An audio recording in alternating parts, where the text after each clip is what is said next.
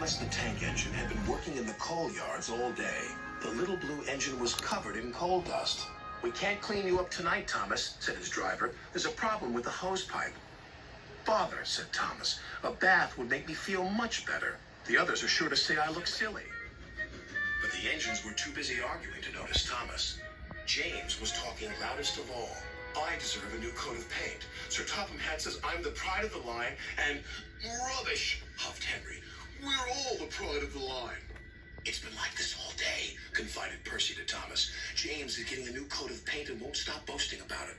"Why, James? I'm the one who needs a new coat. Look at me." "I'd rather not," retorted James. "You're not a pleasant sight, and wouldn't understand the needs of a really important engine." Thomas was fuming. This morning, as James was being repainted, Henry had an accident. "If you can't push cars properly, Henry, why not talk to a tree instead? You know how much you like the forest." "As a matter of fact, Bossy Boiler, Sir Topham Hatt is inspecting the island for trees that are too close to the line. He's worried they might cause trouble." "Ha!" laughed James. "If I came upon a tree, I'd just push it aside." "Really?" Henry replied. Soon James was showing off his paintwork. "Make way for an important engine." "You wouldn't feel important if one of those trees crashed on you. You'd feel hurt," reproached Percy. "Rubbish! It wouldn't dare." "You should be careful, James. Trees can be just as powerful as engines," advised Terence. "Oh, please. Now, excuse me, Sir Topham Hatt needs me to pull the express." And he huffed away.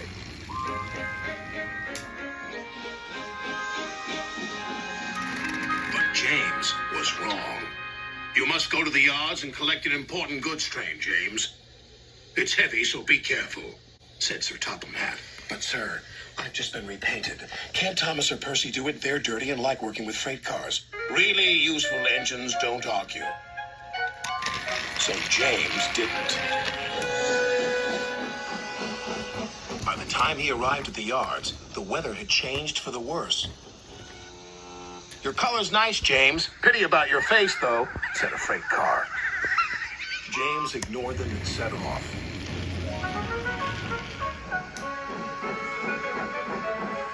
Soon they came to a hill.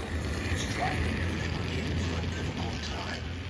An old tree close to the track was being blown by the strong winds, and the rain had weakened the slope. All of a sudden, the tree moved.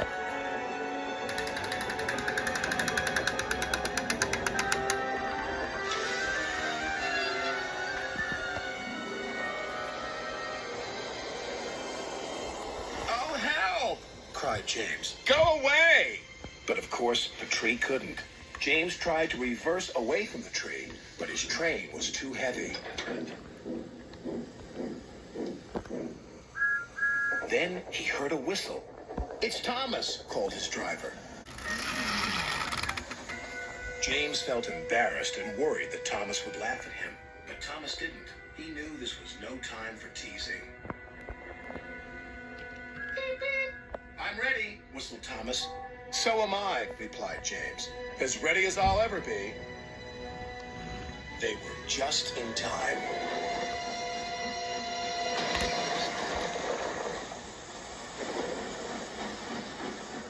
Later, James spoke to Thomas. "Percy and Terence were so right to warn me. Thank you for rescuing me, Thomas." "Oh, that's all right. We engines must pull together, whatever the weather." Just then, Edward bustled in.